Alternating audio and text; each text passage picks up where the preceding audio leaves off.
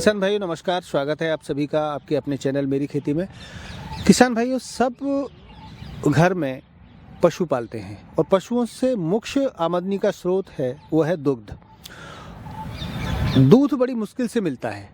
प्रसव काल से पूर्व की समस्याएं और बच्चा देने के बाद की अनेक समस्याएं बनी रहती हैं। तो ये समस्याएं क्यों पैदा होती हैं, इनसे हमारे पशुपालक कैसे बच सकते हैं, अपने पशुओं को बचा सकते हैं, इन्हीं सब विषयों पर जानकारी देने के लिए हमारे साथ हैं वेटनरी विश्वविद्यालय मथुरा के विशेषज्ञ डॉक्टर शंकर सिंह जी। शंकर सिंह जी, आपका बहुत बहुत स्वागत है। धन्यवाद जी डॉक्टर साहब, ये जो समस्याएं हैं, क्या कारण है इन समस्याओं के जन्मने के? देखिए, अगर जहाँ तक हम लोग प्रसव काल की बात करें, यानी कि ब्याने के कुछ दिन पहले और ब्याने के कुछ दिन बाद, अगर सबसे ज़्यादा क्रिटिकल पीरियड ज़िंदगी का अगर पशुओं का कोई माना जाता है तो प्रसव काल कहते हैं। ये 3 हफ्ते पहले, अगर हम लोग गाय भैंसों की बात करें तो ब्याने से 3 हफ्ते पहले और 3 हफ्ते के बाद का जो समय काल होता है, इसको मेजर मतलब कि बड़ा सा पीरियड माना जाता है, जिसे प्रसव काल में लिया जाता है।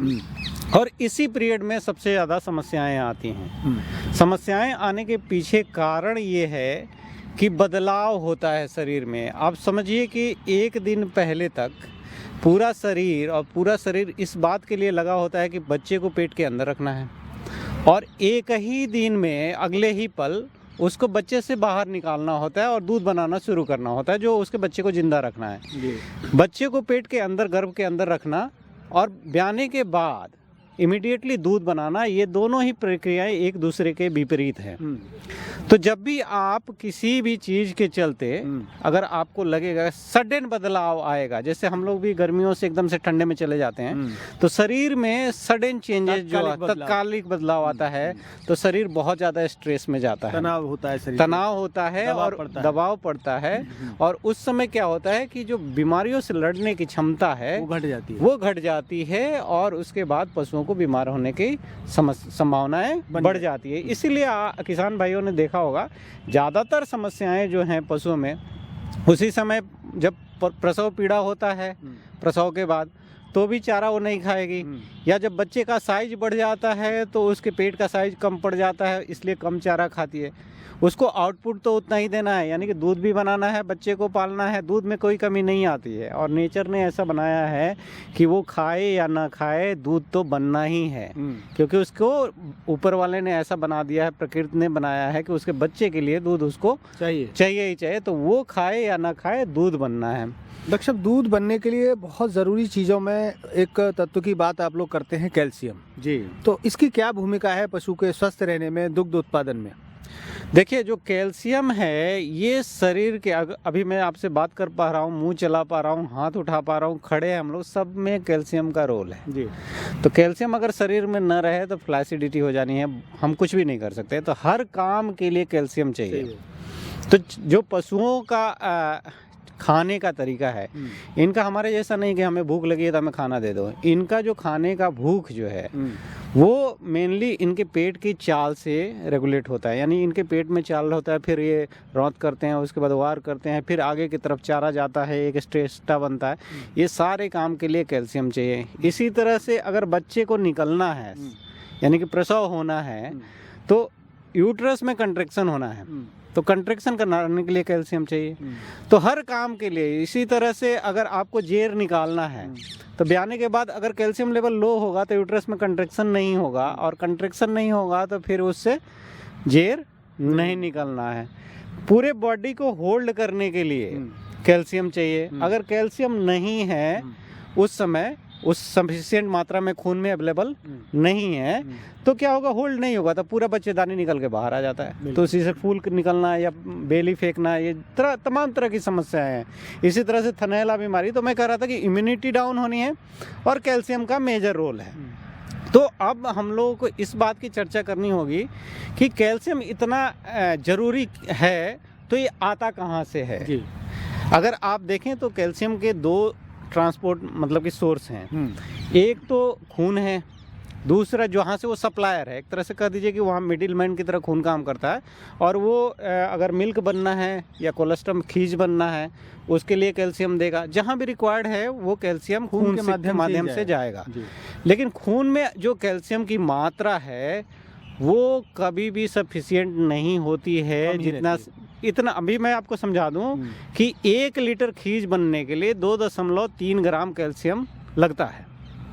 1 लीटर खीज बनना होगा तो 2.3 ग्राम कैल्शियम चाहिए। लेकिन अगर आप देखें 10 किलो कोई गाय या भैंस दूध खींच देती है तो 23 ग्राम कैल्शियम उसका निकल जाना।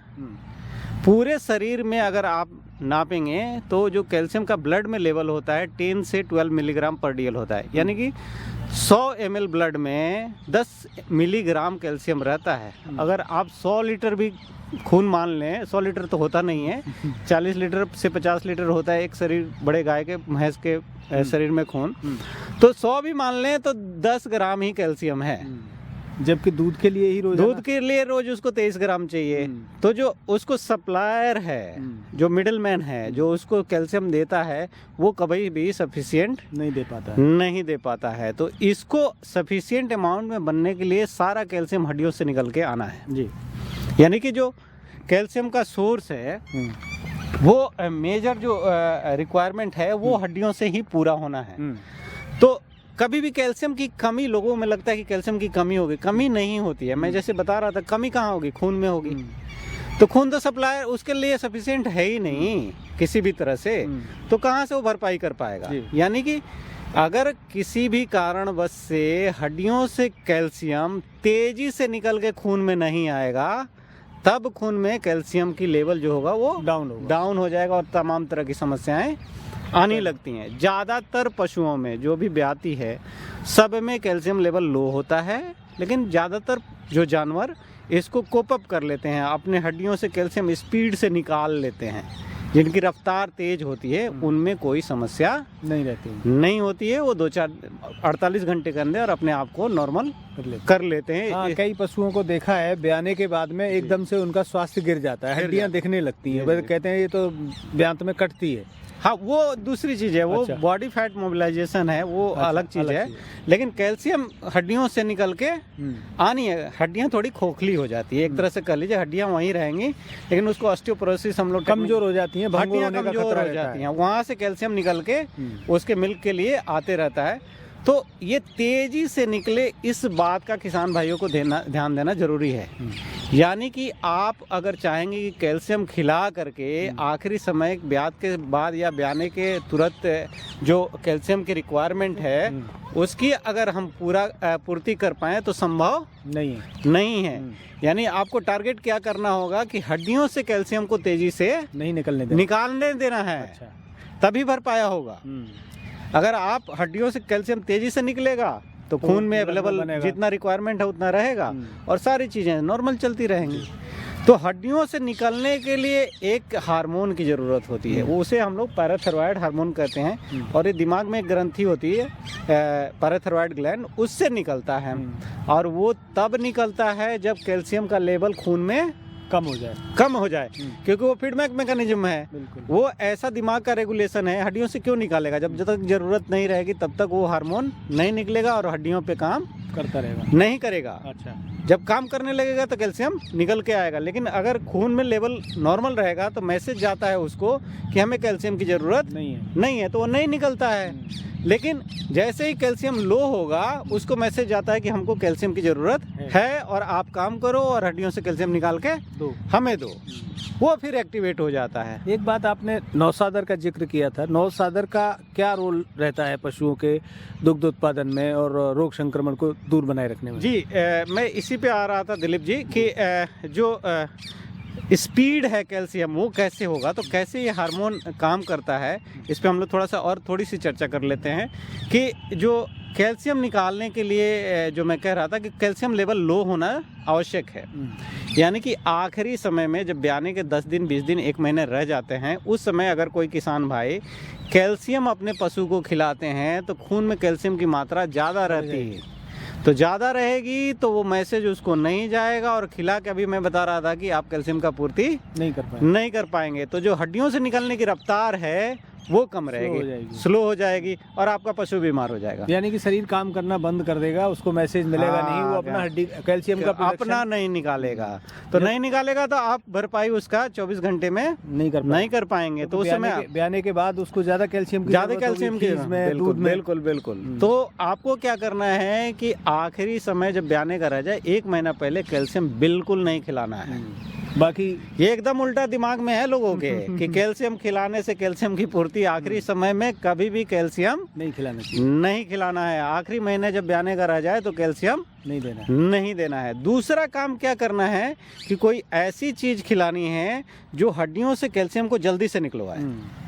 तो ये अगर आपने कैल्शियम कम खिलाया तो कम कैल्शियम है तो हार्मोन तो निकलेगा, लेकिन एक शरीर का पीएच होता है, अगर पीएच एसिडिक साइड में रहेगा तो हड्डियों पे वो हार्मोन काम करता है। और वो अगर अल्कलाइन क्षारीय रहेगा, शरीर का पीएच थोड़ा भी क्षारीय हो जाएगा तो वो वहाँ पे हड्डियों पे जो रिसेप्टर होते हैं जिनको जाके लगता है उसमें जाके चिपकता ही नहीं है, उनका शेप बदल जाता है। तो अगर ऐसा हो जाएगा तो हार्मोन निकलने के बाद भी कैल्शियम वहाँ से नहीं निकलेगा। और यही काम नौसादर का है। अगर आप नौसादर आखिरी समय में खिलाएंगे, ब्याने के 20-21 दिन पहले से चालू कर लेंगे तो नौसादर जो खून का पीएच है उसको थोड़ा सा एसिडिक साइड में, मतलब कि अम्लीय साइड में मोड़ देता है। तो वो जो रिसेप्टर हैं वो एकदम से एक्टिव रहते हैं, हार्मोन आता है और कैल्शियम निकल जाता है। तो 2 काम करें, एक तो कैल्शियम आखिरी समय में नक दें और नौसादर खिलाना शुरू करें। नौसादर की कितनी मात्रा स्वस्थ पशु के लिए, 3 क्विंटल का अगर पशु है तो कितनी मात्रा रखनी चाहिए?